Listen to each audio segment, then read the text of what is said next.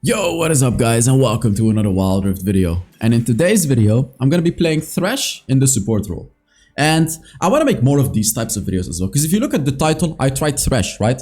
You may be thinking, but Hells, you have Thresh videos before. I have like 5 Thresh games, and even if I have like 20 games, if I don't play a champion for a year, I kind of forget how the champion works. So I feel like I wanna, because I remember I made a couple videos where it was like I tried a champion and this happened, you know, and a lot of people enjoyed it because they saw more of a raw footage of me learning a champion, learning mechanics, you know, like trying out different things rather than seeing me already having mastered a champion. And you know, you see, of course, wow, he does a good job, gank like this, and this is how you do it. And now we take this more of a learning approach. Like, I think this was a good move. I tried to do this. So I want to combine these types of videos with each other, so it gives you guys a bit more of a fresh experience content wise. Again, I would love to hear feedback on this type of stuff. So I'm not gonna show the build either, because I don't feel educated enough about Thresh to tell you guys how to build him.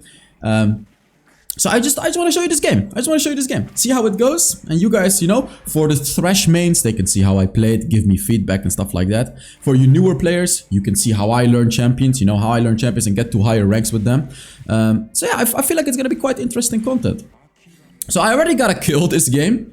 And the reason being is because basically the most I've learned about Thresh is from watching Keys play Thresh. If you're unfamiliar with Keys, it's a very good support player that I play with very often. So like when I play ADC, he plays the Thresh. I kind of look at what he does, right? I kind of look at what he does, how he uses his lanterns, how he positions himself, how he lands the hooks a little bit better, and I try to copy it.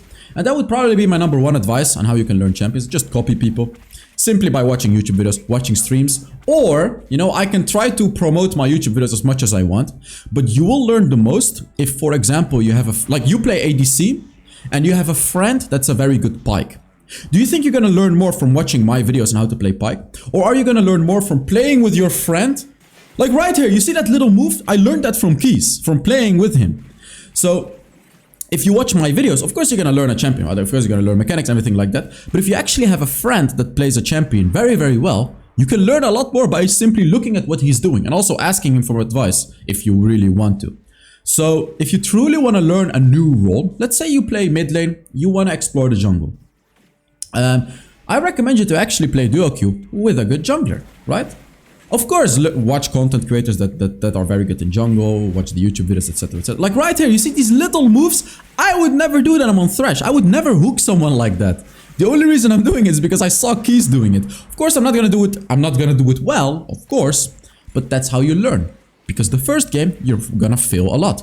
Second game, you're gonna fail a lot. The 10th game, you're gonna start to fail a little less, and you're actually gonna land a couple of those.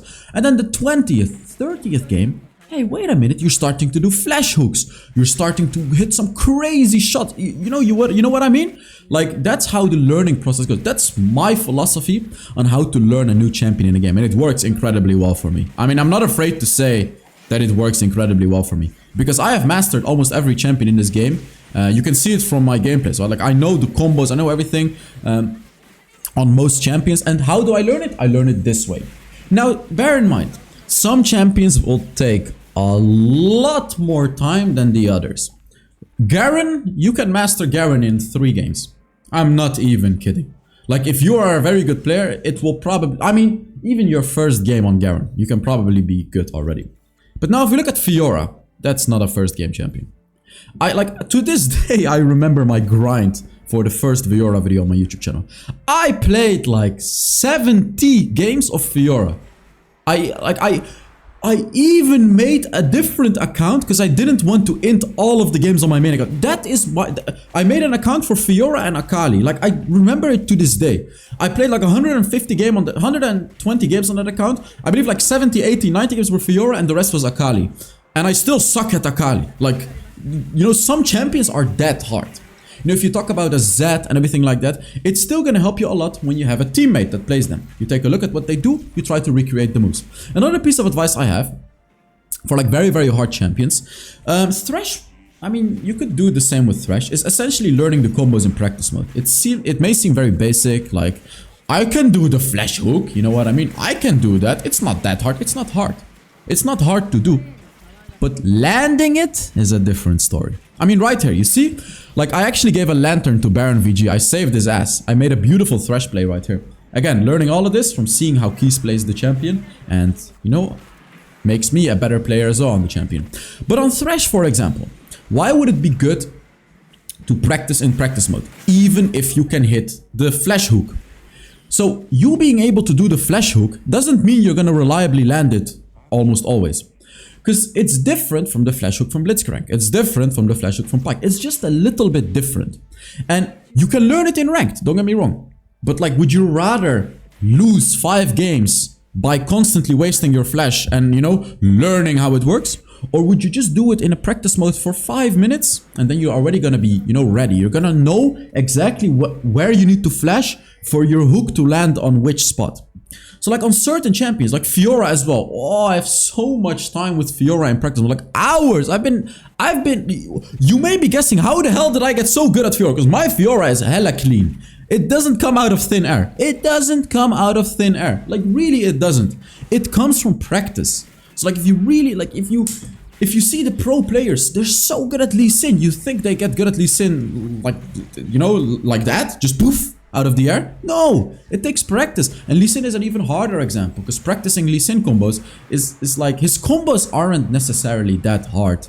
It's just executing them against a moving enemy. Now that's obviously the second step. Now, if you're one of those types that gets a little bit nervous, you don't want to play a champion in ranked if you're not that good at it, that's totally okay. Play it in a normal mode. Play it in all of these other fun modes. I don't play the other modes, but you can play it in normal modes, not ranked. So even if you don't do well, it's fine. No one cares. If you're a bit more of a, you know, if you're a player like me, I just play it in ranked. Yeah, for me it works fine. Like right here, I'm just playing Thresh in ranked and it works fine. And that's mainly because most players around me are a bit lower skilled. So yeah, I can get away with doing it in ranked. But you remember when I told you I made a whole ass account to practice Fiora and Akali? I did that out of respect for other players, because back in those days, high elo was high elo. Now it's not anymore, so it doesn't matter anymore. But back in those days, you know, like out of respect, I would do it. Like I would literally make a separate account just to practice champions on, basically. So that's another thing. So let's talk about what the hell I do on Thresh, by the way. You can see I'm extremely aggressive. And that's, again, because I saw Keys being super aggressive on the champion. I wanted to do what he did. You can see I'm even like, I'm going for the turrets and everything like that. And I also remember Keys saying that Warmog is pretty much the most broken item on Thresh. I think also on Alistar. But I guess I'll just recommend you guys to go for Warmog, because he said that. Basically with a Warmog, you can always be extremely aggressive. Right here I saved my Yasuo, by the way, simply by being there. Like you may be thinking, I didn't even hit a skill shot. How did I save the Yasuo right there? I literally saved him by being here. He would have easily died. I died for it, but it's okay. You as a support generally need to sacrifice yourself for your carries. It's fine, it's worth it. I would rather die than let this Yasuo die, because Yasuo is actually also playing a good game. So of course I'm gonna do my job as a support. Like as a support, you can basically see yourself as a mom. You know? Like a mom would do anything to protect her little children. And your teammates are essentially your children. You need to protect everyone. You are the mom of the team. Even if you're Alistar, you are the mom. Right? You need to think about, especially if you are an actual mom. If you are an actual mom. This is why I think, like, you know what's funny? I don't want anyone to take offense of this. But when you have older women that play these MOBAs, like, you know, like 30-year-old women. I'm saying older, but 30 is not old. But basically, you know what I mean. Like women that have children. I can guarantee you that 90% of them likes to play support. And I can also pretty much guarantee you, the reason being is because women are just, if they have children, you know, they have to take care of their children. It's very rewarding for them to play support. You take care of your team, you make the plays, you make sure everyone is safe, you sacrifice yourself for them. It's like, you know, you are the mother of the team. Which I find very, very interesting. I love being the mother as well, even though I don't look like a mother. But that's fine. You can be whatever the hell you want. You know what I mean? You can be whatever the hell you want. But that's the attitude you need to have. And that is why, like, I genuinely sacrificed myself for the Yasuo. However, sometimes you have to disown your child, right? Like, if your child is not a good person, at some point, you're gonna disown them in-game. So, right, like in this game, for example, if Teemo starts inting, I'm gonna disown him. I'm not gonna sacrifice myself for the Teemo anymore. I'm not gonna feed him. I'm not gonna heal him. I'm not gonna body block for him. I don't care about him. And you're gonna mainly focus on your other child. The disowned child, you don't care about them. You throw them in the trash bin in-game. Yeah, you know what I mean? That's what it is on how to be a mom. You know, those are my lessons on how to be a mom. So, yeah. I'm obviously joking, by the way. I'm saying in-game because it's simply a metaphor. I hope you guys are smart enough to understand it. I'm gonna assume you are, but you never know in nowadays world. So I'm just clarifying that. Oh, what a beauty! Look at me and Yasuo just going ham. Look, I'm tanking everything, and the Yasuo was just going ham on them. Look at this. Kha'Zix is here. Kha'Zix is here. I'm not gonna abandon my little child. I'm gonna be there for him. You see, I'm always gonna be there for him. Even if it means that I die, I'm gonna be here for him. If he makes a mistake, I'm gonna make the mistake with him. And that's another thing that's very important about Wild Rift.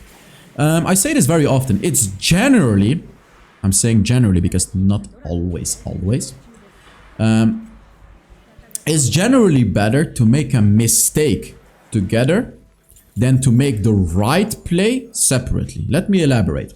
Let's say 4 of your teammates are pushing turrets, but you know you can take Baron. Would it be better for you to take the Baron by yourself, to start it? Or would it be better for you to just take the play that is a little bit less good and do it together with your team? Obviously, you'd push the turrets, right? You know it's wrong, but you're still gonna do it. Let's say your team wants to invade the jungle. You know it's risky, but they're already committing to it. You know, your mid laner and your jungler went, you are the top laner. Is it better for you to just abandon them? Or is it better for you to take the chances that it could possibly be a good invade and go for it? I would say it's better to take the chances. Even though you know it's wrong, it's better to make the mistake together. Because if you look at like 100, like if you do it 1,000 times, out of 1,000 times, I can guarantee you more than 50% of the times it's going to be better to make the mistake. Like right here, I made a mistake with my Jhin. Like I made the mistake with my Jhin. But there could have been a different situation where the Jhin would have done something good, or like the Jhin will die for nothing, but if I help him, at least I can make him survive. You know what I mean? However, of course, there are exceptions. Right? It's like this support, he's even complaining in the chat. He's even complaining in the chat. So here I'm disowning him. I'm disowning the Jhin. This is the moment I'm writing the contract. Jhin is disowned. I'm not gonna do it for him anymore. You know what I mean? I'm not gonna do it for him anymore. He's complaining. That's the funny thing.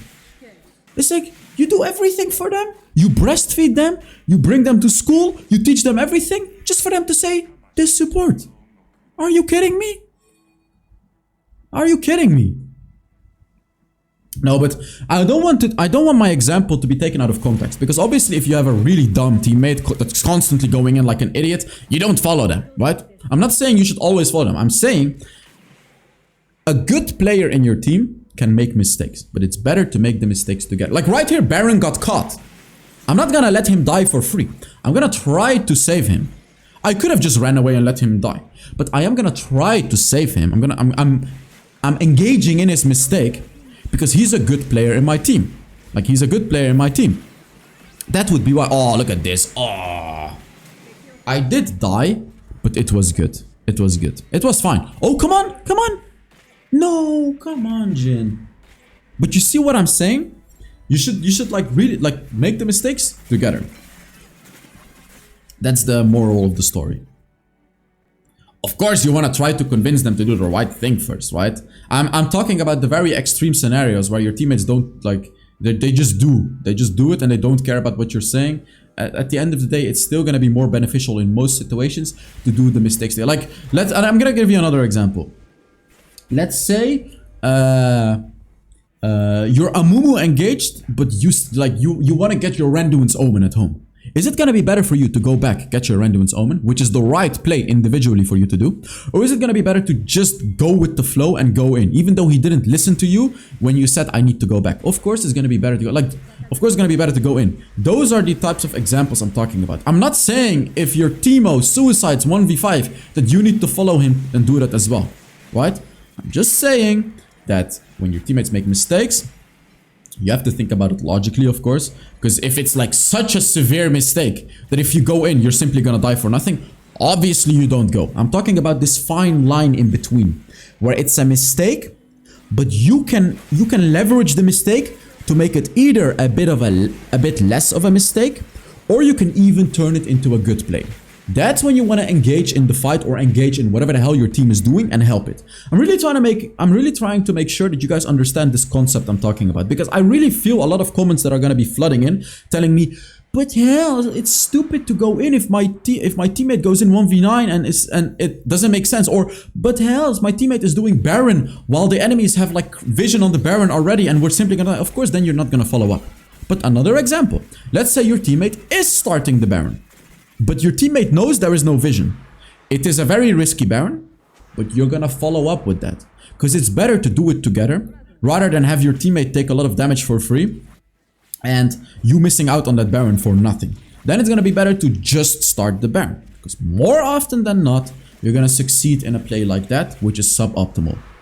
Alright, I hope I really put that in your heads, that one, because that one is actually very important. To play as a team and not as an individual. Because that's what I'm seeing a lot in ranked for. Oh, beautiful catch, by the way. Oh my god. He's dead. He's dead. Oh, we just caught him. I went for Force of Nature this game, which is a completely broken item this game. Their only attack damage champion is the Kazakhs. All of them are magic damage. Of course, they have a little bit of true damage, but they're never gonna kill me. They're never gonna kill me.